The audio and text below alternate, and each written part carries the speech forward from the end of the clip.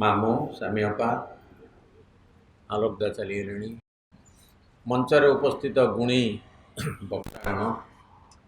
ସଭାସ୍ଥଳରେ ଉପସ୍ଥିତ ଏନଲାଇଟେଣ୍ଡ ଲିସନର୍ସ ସମସ୍ତଙ୍କୁ ପ୍ରଣାମ। ସେଠି ଆର୍ୟ ପବ୍ଲିସିଂ ହାଉସ୍ 1947ରେ ଶ୍ରୀଅରବିନ୍ଦ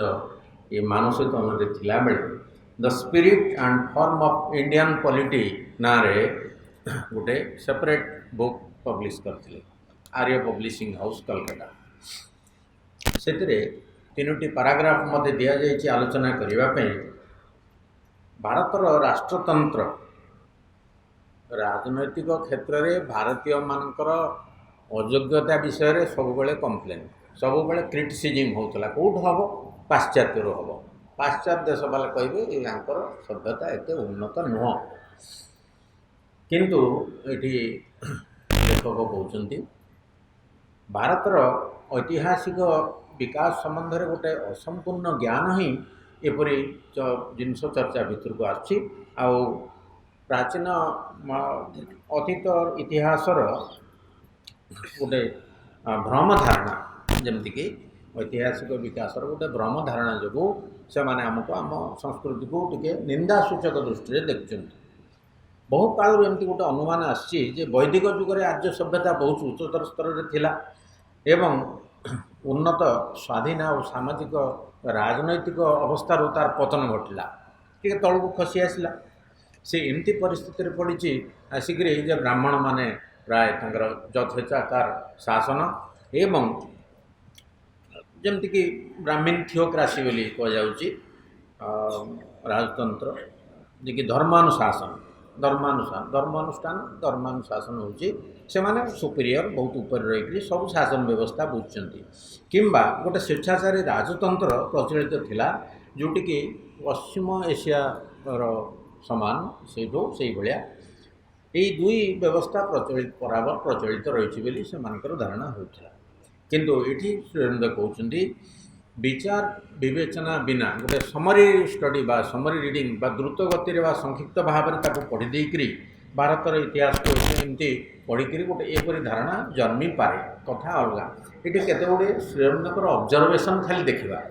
ସେ କେମିତି ଅବଜର୍ଭ କରିଛନ୍ତି ଭାରତୀୟ ସଂସ୍କୃତି ଭିତରେ କ'ଣ କେଉଁଠି ରହିଛି, କେଉଁ ଷ୍ଟେଜ୍ର ଡେଭଲପମେଣ୍ଟ, କାରଣ ଗୋଟେ ଇଭଲ୍ୟୁସନ୍ ହେଇଛି, ତାର ବିବର୍ତ୍ତନ ବି ହେଇଛି ସଭ୍ୟତାର।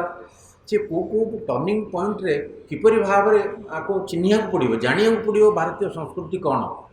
ସେଥିପାଇଁ ଆମକୁ ଯତ୍ନ ସହକାରେ ଭାବିବାକୁ ପଡ଼ିବ ବା ଏଇ ବିଷୟକୁ ଷ୍ଟଡି କରିବାକୁ ପଡ଼ିବ। ଯାହା ଶ୍ରୀଅରବିନ୍ଦ ଅବଜର୍ଭ କରିଛନ୍ତି, ତାଙ୍କ ଅବଜର୍ଭେସନ୍ କଥା ଖାଲି କେଇଟି ଆଲୋଚନା କରିବା, କଥା ତ ବହୁତ ଅଛି। ଏଠି ଯଦି ତରତର ହେଇକରି ଯଦି ଏଇଟିକୁ ସେଥିପାଇଁ କହୁଛନ୍ତି ଯେ ବିନା ବିଚାର ବିବେଚନାରେ ବା ଦ୍ରୁତ ସଂକ୍ଷିପ୍ତ ଭାବରେ ତାକୁ ଯଦି ଭାରତର ଇତିହାସକୁ ପଢ଼ାଯିବ ଏଇ ଧାରଣା ଜନ୍ମିବ। ତାପରେ ଅଧିକ ସତର୍କ ତଥା ସୂକ୍ଷ୍ମ ବିଚାର, ସୂକ୍ଷ୍ମ ଜ୍ଞାନ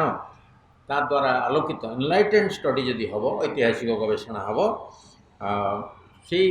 ଗବେଷଣା ଯାହା ହେଇଛି ତାକୁ ମିଥ୍ୟା ବୋଲି ପ୍ରମାଣିତ କରିଛି। ସେଇ ଅବଜରଭେସନ୍ ତାଙ୍କର ଯେଉଁ ସବୁ କ୍ରିଟିସିଜିମ୍କୁ ମିଥ୍ୟା ବୋଲି ପ୍ରମାଣିତ କରିଛି ଏବଂ ଯାହା ପ୍ରତିପାଦିତ କରିଛି ସେ ସବୁ ଭୁଲ, ସେ ସମ୍ପୂର୍ଣ୍ଣ ଭାବରେ ପ୍ରକୃତ ଘଟଣା ଠାରୁ ସମ୍ପୂର୍ଣ୍ଣ ଭିନ୍ନ। ତାପରେ କହୁଛନ୍ତି ଏହା ସତ୍ୟ ଯେ ଇଟ୍ ଇଜ୍ ଟ୍ରୁ ଦ୍ୟାଟ୍, ଗୋଟେ ଯୋଡ଼େ କଥା କହିବେ ଯେ ୟୁରୋପ ବା ପାଶ୍ଚାତ୍ୟ ଦେଶରେ ଯେଉଁ ପ୍ରଥମେ ଇଣ୍ଡଷ୍ଟ୍ରିଆଲିଜିମ୍ କଥା କହୁଛନ୍ତି ଥିଲା, ସେତେବେଳେ ସେମାନେ ଅତି ସ୍ୱାର୍ଥନ୍ୱେଷୀ। ସେହି ଶ୍ରେଣୀର ମଧ୍ୟବିତ୍ତ ଶ୍ରେଣୀର ପ୍ରାଧାନ୍ୟ ଯୁଗରେ ବା ବୈଶ୍ୟ ଯୁଗରେ ପ୍ରତିଷ୍ଠିତ ଅତି ପ୍ରତିଦ୍ୱନ୍ଦିତାମୂଳକ ଯେଉଁ ଇଣ୍ଡଷ୍ଟ୍ରିଆଲିଜିମ୍ ବା ଯାହାକୁ ଆମେ କହୁଛେ ଶିଳ୍ପବାଦ, ତାକୁ ସ୍କ୍ରାମ୍ବଲିଂ ଆଣ୍ଡ ବର୍ଡନସମ୍ ଇଣ୍ଡଷ୍ଟ୍ରିଆଲିଜିମ୍ ବୋଲି କହୁଛନ୍ତି। ଅତି ପ୍ରତିଦ୍ୱନ୍ଦିତାପୂର୍ଣ୍ଣ ଏବଂ ବର୍ଡନସମ୍, ଭାରି ଦୁଃସହ ଇଣ୍ଡଷ୍ଟ୍ରିଆଲିଜିମ୍। ସେ ଏତେ ମଣିଷ ପାଇଁ ଏତେ ଭଲ ନଥିଲା, ତଥାପି ସେଇ ଦୁଇଟି ଆଡଜେକ୍ଟିଭ୍ ବ୍ୟବହାର କରିଛନ୍ତି। ଆଉ ଗୋଟେ ଟେଣ୍ଡେନ୍ସି ହେଉଛି ଯେଉଁ ଡେମୋକ୍ରାସି ବା ପାର୍ଲାମେଣ୍ଟ ସିଷ୍ଟମ୍ ସେଠି ବାହାରିଥିଲା, ଏଇଟା ହେଉଛି ୟୁରୋପିଆନ୍ ଡେଭଲପମେଣ୍ଟ, ତାକୁ ନେଇକରି ସେମାନେ ଭାରି ଗର୍ବ କରନ୍ତି। ରାଜନୈତିକ ସ୍ୱାଧୀନତା ନିମିତ୍ତ ପାର୍ଲାମେଣ୍ଟ ଗଠନ, ସେଠି ତାଙ୍କର ସେଲ୍ଫ ଷ୍ଟାଇଲ୍ ନିଜେ ତାହା କରିଥିଲେ ଏବଂ ସେଇ ତାଙ୍କର ନିଜକୃତ ଗଣତନ୍ତ୍ର ଶାସନ ପ୍ରଣାଳୀରେ ତାକୁ କହୁଛନ୍ତି ଏଇଟା ଗଣତନ୍ତ୍ର ଶାସନ ପ୍ରଣାଳୀ। ଏ ଦୁଇଟି କଥା ଭାରତରେ ବିକାଶ ଲାଭ କରିନାହିଁ। इंडस्ट्रियलिज्म आउ डेमोक्रेसी बा पार्लियामेंट सिस्टम ये दुईटी हुए तो से जो भाव से कहते से भाया भारत विकसित होनी पाश्चात्य आदर्श और सामाजिक तथा राजनैतिक उन्नतिर ये सबू विकास को गोटे जदि प्रणाली को गोटे विचार शून्य प्रशंसा करवा सेटा ठीक नुह आगे होता आगे आदर्श बोली कहते से सब देश बहुत डेभलप्ड बोली कहते बहुत विकसित बोली कहते सभ्यता क्षेत्र में किंतु एबे सेठी आउ होनी सीटे भूल प्रमाणित हो गला जो स्पष्ट रूपे से सबू संगठन में जहाँ जहाँ त्रुटि विच्युति सब बर्तमान धरा पड़ा तेणु ताको प्रशंसा करिवार पाश्चात्य देशर ये प्रतिष्ठान समूहर मानदंड द्वारा प्राच्य सभ्यता को आम सभ्यता को मापिबा ठीक हम ना मस्ट नॉट बी जज्ड कारण तार त्रुटि विच्युति बर्तमान आम आगे पहुँची गले आसिक तापरे भारतीय पंडित मानकर जो आधुनिक गण ये नेगेटिव करी कहते जो रिसर्च करते जो भारतीय स्कॉलर माने इंडियन स्कॉलर माने आधुनिक गणतंत्र ये जो सब धारणा और पद्धति तापरे जहाँ जोटा कि यूरोपियन पार्लियामेंट सिस्टम अनुरूप Gana Parishad old Indian system रे थिला बोली से माने मत प्रकाश करछंती किंतु श्रीरंग कहते यहाँ गोटे भूल धारणा ये माने ठीक भाव में देखि पारना से दृष्टि आपको विचार करछन तेणु से भाया सिस्टम ये थिला बोली से माने दाबी करछन तापरे in the language of the waste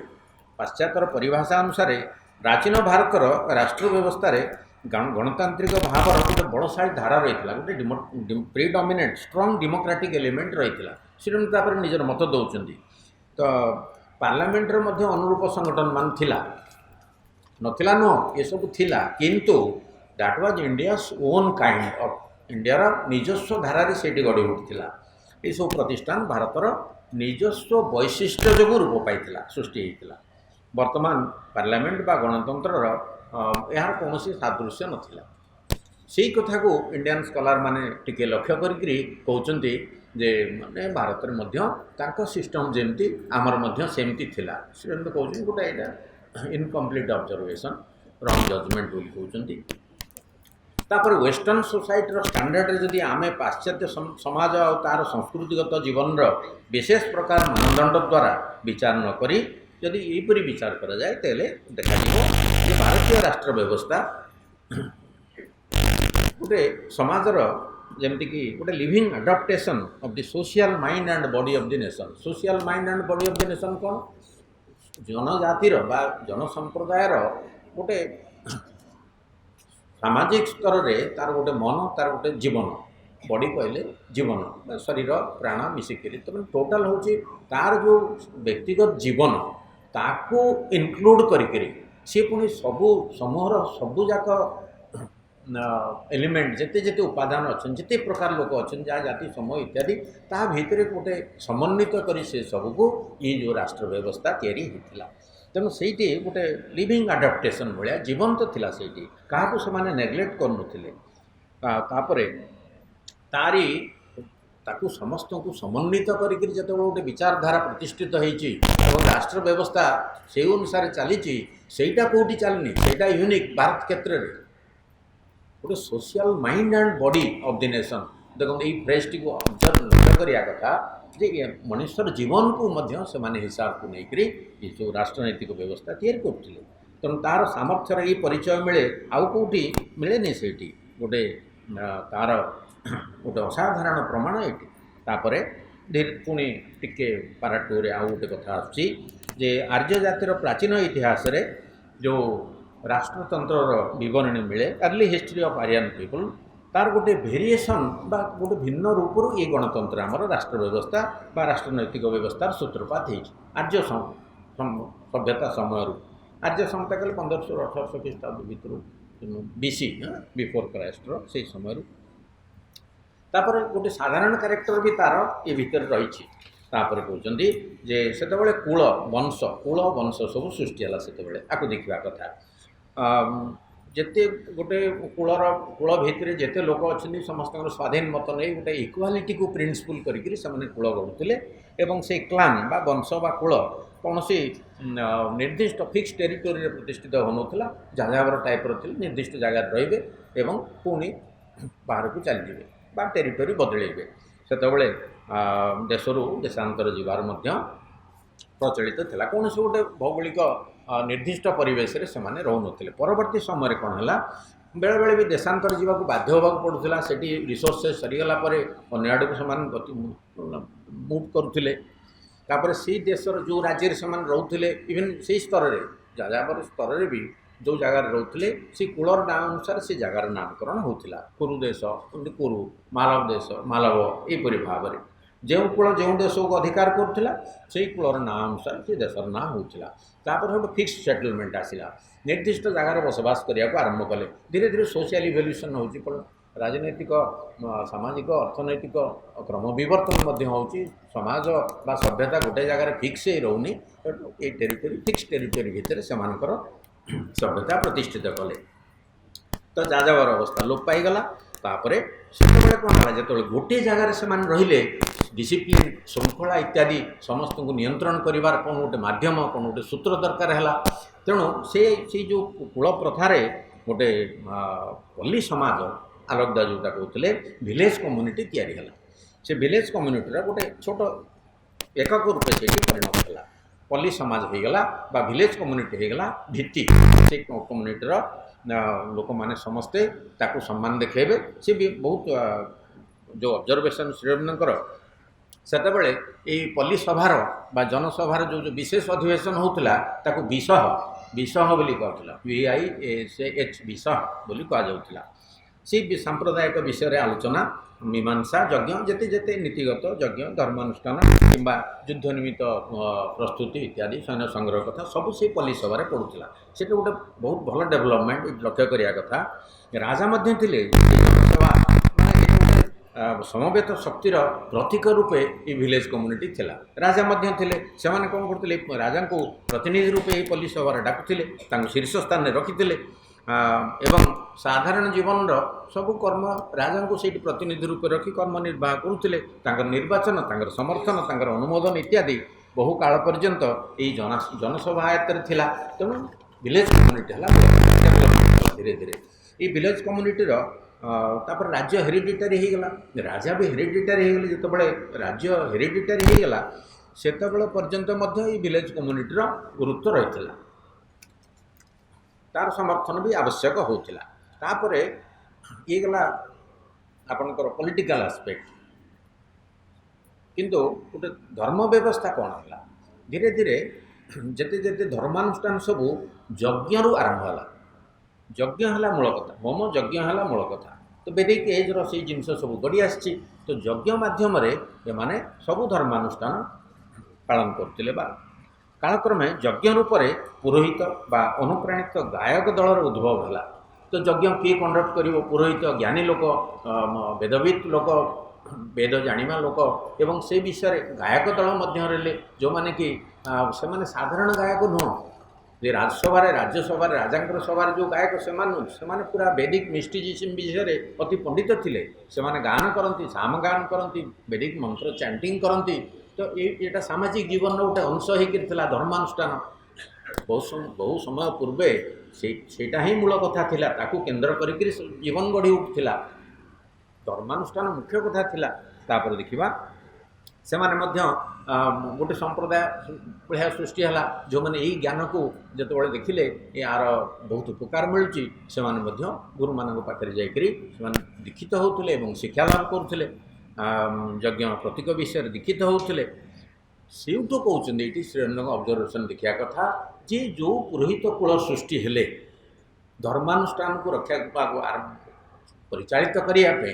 से आरंभ है ब्राह्मण जातिर सूत्रपात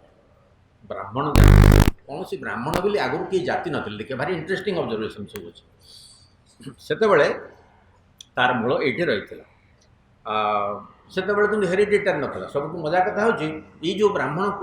माने जाय धर्मानुष्ठान परिचालना करुले से कौन सी एमती गोटे हेरिडिटारी ब्राह्मण बोली नथिला ब्राह्मण कूल जन्म होगा ब्राह्मण से साधारण लोक सहित मिली चलुले अन्य अकुपेशन माने पार्टिसिपेट करते ऑर्डिनरी लाइफ में जनसाधारण सहित से एकीभूत होते आर्य भारत में कहते थ्रू आउट आर्यन इंडिया यही प्रथाटी प्रचलित थिला ये अति स्वाभाविक सहज व्यवस्था प्रचलित थिला तापर कहते ପରବର୍ତ୍ତୀ ଯୁଗରେ ଏଇ ଯେଉଁ ବ୍ୟବସ୍ଥାଟି ପରବର୍ତ୍ତୀ ଯୁଗରେ ଲାଟର ଡେଭଲପମେଣ୍ଟ ଯେତେବେଳେ ହେଲା କାହିଁକିନା ସାମାଜିକ ବିବର୍ତ୍ତନ ହେଉଛି ଧୀରେ ଧୀରେ ସ୍ଲୋ ଇଭଲ୍ୟୁସନ୍ ଭିତରେ ଦେଇକରି କିଛି ବର୍ଷ ଗତି କଲା ସାଧାରଣ ଧାରା ଅନୁସାରେ ଅର୍ଡ଼ିନାରୀ ଲାଇନ୍ ଅଫ୍ ଇଭଲ୍ୟୁସନ୍ରେ ଗୋଟେ ଲାଟର ଅବସ୍ଥାରେ କ'ଣ ହେଲା କେତେକ ଷ୍ଟ୍ରାଇକିଂ ପିକୁଲିଆରିଟିଜ୍ ଥାଇକରି ମାନେ କେତେକ ଫ୍ୟାକଲ୍ଟି ବିକାଶ ପ୍ରାପ୍ତ ହେଲା ମଣିଷର ମନରେ କିଛି ଲୋକ ତାଙ୍କର ମେଣ୍ଟାଲ ଫ୍ୟାକଲ୍ଟି ଡେଭଲପ୍ କରିଗଲା କିଛି ଲୋକ ଏଇସବୁ ସଂସ୍ଥାରୁ ଏଇ ଧର୍ମ ଅନୁଷ୍ଠାନ ଯଜ୍ଞ ଇତ୍ୟାଦିରୁ ବା ଏଇ ସାମାଜିକ ବ୍ୟବସ୍ଥାରୁ ଧୀରେ ଧୀରେ ତ ଇଭଲ୍ଭ କରୁଛି ମଣିଷ ମାଇଣ୍ଡ ଡେଭଲପ୍ କରୁଛି କିଛି ଲୋକଙ୍କ ଭିତରେ ଗୋଟେ ସ୍ପେଶାଲ ଫ୍ୟାକଲ୍ଟି ଦେଖାଗଲା ଯେଉଁ ଶ୍ରେଣୀ ବିଭିନ୍ନ ଶ୍ରେଣୀ ଥିଲା ସେତେବେଳେ ଯେମିତିକି ଆମେ ଦେଖିବା ସେଠି ଅନ୍ୟାନ୍ୟ ସମ୍ପ୍ରଦାୟ ବା ଅନ୍ୟାନ୍ୟ ଯେମିତି ବୃତ୍ତିମାନ ଅବଲମ୍ବନ କରୁଥିଲେ ତାଙ୍କ ଭିତରୁ ରାଜାମାନଙ୍କ ଭିତରୁ ତାଙ୍କର ଯେଉଁ ପରିବାର ଭିତରୁ ବ୍ରାହ୍ମଣମାନଙ୍କ ଭିତରୁ ଏଇ ବେଦବିତ୍ମାନଙ୍କ ଭିତରୁ ଏପରି ଗୋଟେ ଷ୍ଟ୍ରାଇକିଂ ପିକ୍ୟୁଲାରିଟି ଡେଭଲପ୍ କରିଗଲା ସେମାନେ ଧୀରେ ଧୀରେ ଅତି ଗୋଟେ ଚମତ୍କାରୀ ଜିନିଷ ତାଙ୍କ ମସ୍ତିଷ୍କରେ ଜାଗ୍ରତ ହେଲା ବା ଯେମିତିକି ଗୋଟେ ସ୍ପେଶାଲ ଫ୍ୟାକଲ୍ଟି ଦ୍ୱାରା ସେମାନେ ବହୁତ ଜିନିଷ ଜାଣିବାକୁ ପାଇଲେ ବିଭିନ୍ନ କ୍ଷେତ୍ରରେ ସେଇଭଳିଆ ଲୋକ ସବୁ ଆପିୟର କଲେ ବିଭିନ୍ନ ଜାଗାରେ ଭାବରେ ତ ସବୁଦିନେ ମଣିଷ ସେହିପରି ରହିବ ନାହିଁ ତ ସେତେବେଳେ ଯାହାଫଳରେ ପଲିଟିକାଲ ଆଉ ଇକୋନୋମିକାଲ ସବୁ କ୍ଷେତ୍ରରେ ରାଜନୈତିକ ଅର୍ଥନୈତିକ ସାମାଜିକ ଜୀବନରେ ଏସବୁ ଲୋକ ପ୍ରବେଶ କଲେ ଏବଂ ସେ ଗୋଟେ ନୂଆ ଟାଇପ୍ର ଗଠନ ସମାଜକୁ ଦେବାକୁ ଆରମ୍ଭ କଲେ ରାଜନୀତିକୁ ଦେବାକୁ ଆରମ୍ଭ କଲେ ଏବଂ ଏ ଯଜ୍ଞ ବିଧି ବିଧାନକୁ ଗୋଟେ ନୂଆ ଟାଇପ୍ର ରୂପ ଦେଲେ ବଂଶାନୁକ୍ରମିକ ରୀତି ସେଉଠୁ ଆରମ୍ଭ ହେଲା ହେରିଡିଟାରୀ ପ୍ରିନ୍ସିପଲ୍ ଇମର୍ଜ ସେହି ସମୟରୁ ଏଇଟା ଅବଜର୍ଭ କରିବା କଥା ସେହି ସମୟରୁ ହେରିଡିଟାରୀ ପ୍ରିନ୍ସିପଲ୍ ଯିଏ ଯଜ୍ଞ କରୁଥିଲା ବ୍ରାହ୍ମଣ ପୁରୋହିତ ବୋଲି କୁହାହେଉଥିଲା ଯିଏ ଗାୟକ ଥିଲା ଇତ୍ୟାଦି ସେମାନଙ୍କର ବଂଶ ପରମ୍ପରା କ୍ରମେ ସେଇ ବ୍ରାହ୍ମଣ ହେଲା ଦେଖନ୍ତୁ ବ୍ରାହ୍ମଣ କମ୍ୟୁନିଟିର ସୃଷ୍ଟି କେମିତି ହେଇଛି ଜାତି ପରମ୍ପରା କେମିତି କ'ଣ ଆଗରୁ କିଛି ଜାତିପାତି ନଥିଲା ସମସ୍ତେ ମିଳିମିଶିକି ରହୁଥିଲେ ଯିଏ ପୁରୋହିତ ହେଉଥିଲା ଯିଏ ଟିକେ ବେଦ ପଢ଼ୁଥିଲା ଯିଏ ଟିକେ ସେଇ ବିଷୟରେ ଗବେଷଣା କରୁଥିଲା ବା ଦୀକ୍ଷିତ ହେଉଥିଲା ସେଇ କାମ ସେ କରୁଥିଲା କାଳକ୍ରମେ କ'ଣ ହେଲା ଏମାନେ ଯେତେବେଳେ ମେଣ୍ଟାଲ ଫ୍ୟାକଲ୍ଟି ଡେଭଲପ୍ କରିଗଲା ତାର ଗୋଟେ ପିକୁଲାରିଟି ଆସିଲା ମାନେ ସେଇଟା ସୁଦୃଢ଼ ହେବା ଦ୍ୱାରା ଗୋଟେ different stamp to the political economic and social factors of Indian civilization ସେତିକିବେଳେ ପ୍ରକୃତରେ ଆରମ୍ଭ ହେଲା ତାପରେ ବଂଶାନୁକ୍ରମିକ ହୋଇଗଲା ସମାଜ ଜୀବନରେ ଆଧିପତ୍ୟ ବିସ୍ତାର କଲା ବ୍ରାହ୍ମଣର ପୁଅ ବ୍ରାହ୍ମଣ ହେଲା ତ ସେହିପରି ଭାବରେ ପରିଶେଷରେ ସମସ୍ତ ସମାଜ ଅବସ୍ଥା ଆଉ କର୍ମର ଭିତ୍ତିଭୂମି ରୂପେ ମାନେ ହୋଲ୍ ଅର୍ଗାନାଇଜେସନ୍ ଲାଇଫ୍ର ବେସ୍ ରୂପେ ସେଇ ନୀତି ସର୍ବତ୍ର ଗୃହୀତ ହେଲା ଆଗରୁ କ'ଣ ହେଇଥିଲା ଏଣ୍ଟାୟାର ଆରିଆନ୍ ଇଣ୍ଡିଆରେ ସେଇଭଳିଆ ଥିଲା କିଏ କ'ଣ ଧନ୍ଦା କରୁଛି କୌଳିକ ବୃତ୍ତି କରୁଛି ସେଥିରେ କିଛି ନଥିଲା କୌଳିକ ବୃତ୍ତି କିଛି ନଥିଲା ସମସ୍ତେ ସବୁ କାମ କରୁଥିଲେ ସେଥିପାଇଁ ଏଠି ଏହିପରି ବଂଶାନୁକ୍ରମିକ ଭାବେ ରାଜାମାନଙ୍କର ଶାସନ ବ୍ୟବସ୍ଥା ବି ନିର୍ଦ୍ଧାରିତ ହେଲା ହେରିଡିଟାରୀ କିଙ୍ଗସିପ୍ ଆସିଗଲା ରାଜା ପୁଅ ରାଜା ହେବ ଦ୍ୟାଟ୍ ୱାଜ୍ ଏଷ୍ଟାବ୍ଲିଶ୍ଡ ଦେଖନ୍ତୁ କେମିତି କ୍ରମ ବିବର୍ତ୍ତନରେ ଏଇସବୁ ଜିନିଷ ଆସିଛି ତାପରେ ସେତେବେଳେ କିପରି ଭାବରେ ଶକ୍ତିଶାଳୀ ରାଜ୍ୟ ଶାସନ ହେବ ଯୋଦ୍ଧା ଗ୍ରୁପ୍ ସୃଷ୍ଟି ହେଲା ସୈନ୍ୟ ଦଳ ସୃଷ୍ଟି ହେଲା ମନ୍ତ୍ରୀ ସେନାପତି ଇତ୍ୟାଦି ଭଲମନ୍ଦ ତାଙ୍କୁ ସହଯୋଗ କରିବା ପାଇଁ ଗୋଟେ ଗ୍ରୁପ୍ ସୃଷ୍ଟି ହେଲା କିପରି ଭାବରେ ଦେଶର ସୁରକ୍ଷା କରାଯିବ ରାଜ୍ୟର ସୁରକ୍ଷା କରାଯିବ ସେହି ଦିଗରେ ଦଳେ ଲୋକ ମାତିଲେ ପୁଣି ଅବଶିଷ୍ଟ ଯେଉଁ ଲୋକ ରହିଲେ ତାଙ୍କ ଭିତରେ କୌଣସି ମୌଳିକ ଗୋଷ୍ଠୀ ସୃଷ୍ଟି ହେଲେ ଶିଳ୍ପୀ ଗୋଷ୍ଠୀ ସୃଷ୍ଟି ହେଲେ ଯେମିତିକି ଆର୍ଟିସାନ୍ସ ହେଲେ ଏବଂ କୃଷକ ଏଗ୍ରିକଲଚରିଷ୍ଟ ମଧ୍ୟ ତା ଭିତରୁ ହେଲେ କେମିତି ସବୁ ହେଇଛି ଦେଖନ୍ତୁ ଏଇଟାକୁ ଭାରି ସୁନ୍ଦର ଭାବରେ ଅବଜର୍ଭ କରିବା କଥା ଶ୍ରୀରଙ୍ଗଙ୍କ ଅବଜର୍ଭେସନ୍ କେତେ ତାକୁ ବୁଝିବା କଥା ଯେ ପ୍ରକୃତରେ ଆଗରୁ କିଛି ନଥିଲା ସମାନ ଭାବରେ ଚାଲିଥିଲା ଯିଏ ଯାହା କରୁଥିଲା ପରବର୍ତ୍ତୀ ସମୟରେ ଯେତେବେଳେ ହେରିଡିଟାରୀ ସିଷ୍ଟମ୍ ଫିକ୍ସ ହେଇଗଲା କାରଣ ମଣିଷ ବୁଦ୍ଧିଆ ହେଇଗଲା ତେଣୁ ସେ ଭାବିଲା ଯିଏ ରାଜା ହେଇଥିଲା ସେ ଭାବିଲା ଆଉ ଜଣେ କାହିଁ ରାଜା ହେବ ମୋର ବଂଶାନୁକ୍ରମେ ଆମ ପରିବାରରୁ ରାଜା ହେବେ ଯିଏ ବ୍ରାହ୍ମଣ ହେଉଥିଲା ତା ପୁଅକୁ ସେଇ ପାଠ ପଢ଼ାଉଥିଲା ଏବଂ ସେଇ ଦୀକ୍ଷା ଦେଉଥିଲା ଏବଂ ବଂଶାନୁକ୍ରମିକ ଘଟଣାଟି ଘଟିଲା କିଛି ଲୋକ ରାଜ୍ୟ ଜୟ ଫଳରେ କି କୌଣସି କାରଣରୁ କିଛି ଲୋକ ମିନିଆଲ ଯେଉଁମାନେ ଆଉ କିଛି ପାଇଁ ଯୋଗ୍ୟ ହେଲେନି ସର୍ଭିସ୍ ଓରିଏଣ୍ଟେଡ୍ ପିପୁଲ୍ ହେଲେ ମିନିଆଲ ସୃଷ୍ଟି ହେଲେ ଭୃତ୍ୟ ବା ଦାସ ଶ୍ରେଣୀ ସୃଷ୍ଟି ହେଲା ତାପରେ ଏଇ ଯେଉଁ ପ୍ରାଚୀନ କାଳରୁ ଭାରତୀୟମାନଙ୍କର ଧର୍ମ ଆଉ ଆଧ୍ୟାତ୍ମିକ ପ୍ରବଣତାଟା ମୁଖ୍ୟ ହେଇକି ଧର୍ମ ଆଉ ଆଧ୍ୟାତ୍ମିକଟା ମୁଖ୍ୟ ହେଇକି ଥିଲା ଜୀବନରେ ଓତପ୍ରୋତ ଭାବରେ ଧର୍ମ ଜଡ଼ିତ ଥିଲା ଆଧ୍ୟାତ୍ମିକତା ଜଡ଼ିତ ଥିଲା ତେଣୁ ପୁରୋହିତ ପଣ୍ଡିତ ସେମାନେ ଶୀର୍ଷ ଶ୍ରେଣୀରେ ଥିଲେ, ସେମାନଙ୍କୁ ସମ୍ମାନ ଦିଆହେଉଥିଲା। ଆଉ ବୈଦିକ ଜ୍ଞାନର ଭଣ୍ଡାର ରୂପେ ଲୋକ ସବୁ ଥିଲେ। ଅନ୍ୟ ଦେଶରେ ଏଇଭଳିଆ ମଧ୍ୟ ଦେଖାଯାଏ ଯେ ଭାରତର ଏଇ ବ୍ୟବସ୍ଥାକୁ ଭାରି ଗୁରୁତ୍ୱ ଦିଆଯାଏ। ଅନ୍ୟ ଦେଶରେ ମଧ୍ୟ ଏପରି ଯେଉଁଠି ମଣିଷର ଚିନ୍ତା ଶକ୍ତି ଉନ୍ନତ ଆଉ ବେଶୀ ଉନ୍ନତ ହେଇନି ବା ବହୁମୁଖୀ ହେଇନି, ସେଠି ବେଳେବେଳେ ଏଇ ଥିଓକ୍ରାସି ବ୍ରାହ୍ମଣ ଶାସନ ମଧ୍ୟ ପ୍ରତିଷ୍ଠିତ ହେଇଛି। କିନ୍ତୁ ଭାରତବର୍ଷରେ ବ୍ରାହ୍ମଣମାନଙ୍କର ଏଇ ଯେଉଁ କ୍ରମବର୍ଦ୍ଧମାନ ଆଉ ପ୍ରଧାନ ପ୍ରଭୁତ୍ୱ ସତ୍ତ୍ୱେ ସେମାନେ ଗୋଟେ ଅବଜରଭେସନ୍ ଏଠି, ବ୍ରାହ୍ମଣମାନେ ଯେତେ ପ୍ରଭୁତ୍ୱ ବିସ୍ତାର କରିଥିଲେ ବି ସେମାନେ ରାଜଶାସନରେ ହସ୍ତକ୍ଷେପ କରିନଥିଲେ, ସେଠିକି ଯାଉନଥିଲେ। କ୍ଷତ୍ରିୟମାନେ ସେ କାର୍ଯ୍ୟ କରୁଥିଲେ। ତେଣୁ ସେଥିରେ ସେମାନେ ସାକ୍ରୋସାଙ୍କ୍ଟ ବା ପବିତ୍ର ଚେତା ଥିଲେ, ପବିତ୍ରଚିତ ପୁରୋହିତ ଆଉ ଆଇନ ପ୍ରଣେତା ବି ଥିଲେ, ଆଧ୍ୟାତ୍ମିକ ଉପଦେଷ୍ଟାମାନେ ଥିଲେ, ପ୍ରିସେପ୍ଟର୍ସ ଥିଲେ, ଆଧ୍ୟାତ୍ମିକ ନରପତି ଯାହାକୁ କୁହାଯାଉଛି, ଆଉ ସ୍ପିରିଚୁଆଲ ଯେମିତିକି ପ୍ରିସେପ୍ଟର ସେମାନେ ପ୍ରଭୁତ୍ୱ ବିସ୍ତାର କରିଥିଲେ। କିନ୍ତୁ ପ୍ରକୃତ କାର୍ଯ୍ୟକାରୀ ଶକ୍ତି ରାଜାମାନଙ୍କ ହାତରେ ରହିଥିଲା, ରାଜ୍ୟ ଶାସନ ରାଜାମାନଙ୍କ ହାତରେ ରହିଥିଲା। ଏମାନେ ସମାଜରେ ଅତି ପ୍ରିଭିଲେଜ୍ କ୍ଲାସ୍ ହିସାବରେ ସେମାନେ ସବୁ ପ୍ରକାର ସୁବିଧା ସୁଯୋଗ ସମ୍ମାନର ଭାଗିଦାର ଯୋଗ୍ୟ ହେଇଥିଲେ ବ୍ରାହ୍ମଣମାନେ ଏବଂ ସେଇ କ୍ଲାସ୍ ସ୍ପିରିଚୁଆଲ ପ୍ରିସେପ୍ଟର୍ସ ଇତ୍ୟାଦି। କିନ୍ତୁ ରାଜ୍ୟ ଶାସନ ରାଜାଙ୍କ ହାତରେ ରହିଥିଲା। ଏହିପରି ଭାବରେ ଆକୁ ପୁଣି ଆଲଗଦା ଯେଉଁ ଋଷି କଥା କହୁଥିଲେ ସେଇ କଥା ଆକୁ ପଡ଼ିବ। ମୁଁ ଏତିକି ମୋର ବକ୍ତବ୍ୟ ରଖୁଛି। Thank you.